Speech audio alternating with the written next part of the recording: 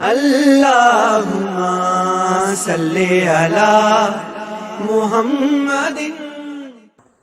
اللہم فقہنا فی الدین، اللہم انی اسألک علما نافعا وعملا متقبلا ورزقا طیبا، آمین یا رب العالمین۔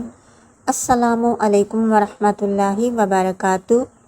آج ہم انشاءاللہ تعالی حدیث نمبر 8 پڑھیں گے۔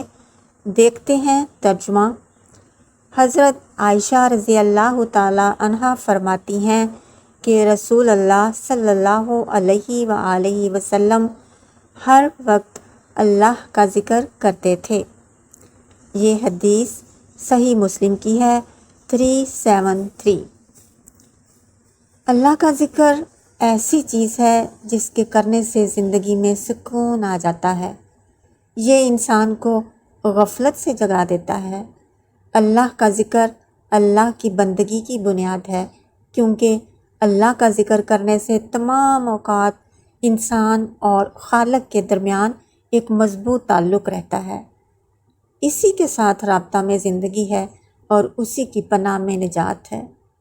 اللہ کا ذکر کرنے سے انسان اللہ کا محبوب بن جاتا ہے، اسے اللہ کا قرب حاصل ہو جاتا ہے، جبکہ اللہ کا ذکر نہ کرنا باعث حسرت ہے۔ حضور نبی کریم صلی اللہ علیہ وآلہ وسلم نے فرمایا، جو لوگ کسی جگہ مجلس کریں لیکن اس میں اللہ کا ذکر نہ کریں اور نبی کریم صلی اللہ علیہ وآلہ وسلم پر درود نہ بھیجیں تو وہ ان کے لیے باعث حسرت ہوگی۔ یعنی اس کا مطلب ہے کہ اجر اور ثواب کی بنیاد پر وہ جنت میں داخل ہو جائیں گے، جنت میں چلے جائیں گے، لیکن ان کو یہ حسرت ہوگی کہ ہم نے وہ وقت کیوں گنوا دیا۔ شیطان صرف اس وقت انسان پر غالب آتا ہے جب وہ اللہ کے ذکر سے غافل ہو جاتا ہے۔ لہٰذا اللہ کا ذکر ایک مضبوط قلعہ ہے جو انسان کو شیطان کی چالوں سے بچاتا ہے، اور شیطان کو یہ بات بہت پسند ہوتی ہے کہ انسان اللہ کا ذکر نہ کرے تاکہ وہ اسے آرام سے شکار کر سکے۔ سورۃ الاعراف میں اللہ تعالیٰ نے فرمایا، اور صبح شام اپنے رب کو یاد کیا کر اور اپنے دل میں عاجزی اور خوف کے نسبتاً نیچی آواز کے ساتھ، اور اہل غفلت میں سے مت ہونا۔ جس گھر میں اللہ کا ذکر کیا جاتا ہے اس کی مثال ایک زندہ انسان کی سی ہے، اور جس گھر میں اللہ کا ذکر نہ ہو اس کی مثال ایک مردہ انسان کی سی ہے۔ اور یہ بات ہم سب جانتے ہیں کہ زندہ اور مردہ انسان دونوں برابر نہیں ہو سکتے۔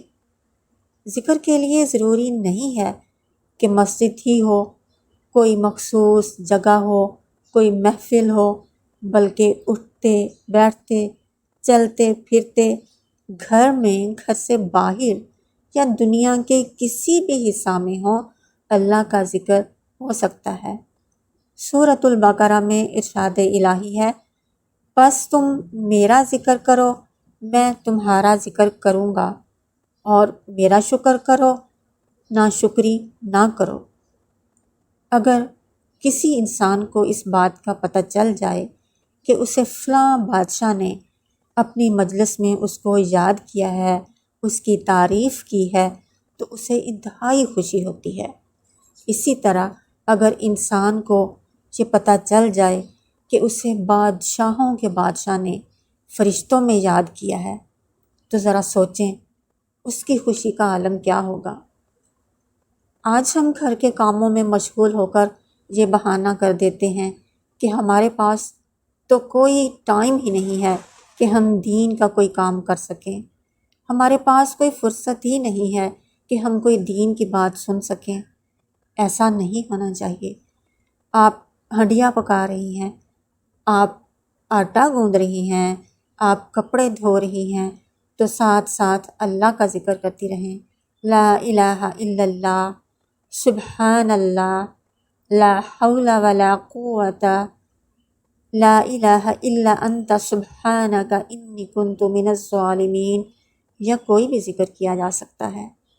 اللہ تعالیٰ کی ذات بہت بے نیاز ہے، وہ ہمارے ذکر کی محتاج نہیں ہے۔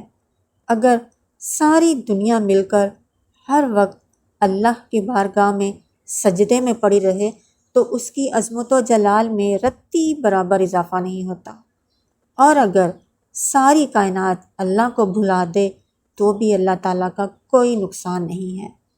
اس سے پتہ چلتا ہے کہ اللہ کا ذکر کرنا خود انسان کی اپنی فلاح ہے، خود اس کے لیے آخرت میں اجر و ثواب کا ذریعہ ہے۔ اللہ تعالیٰ ہمیں اپنا قرب حاصل کرنے کی توفیق عطا فرمائے۔ وما علینا الا البلاغ المبین۔ السلام علیکم ورحمۃ اللہ وبرکاتہ۔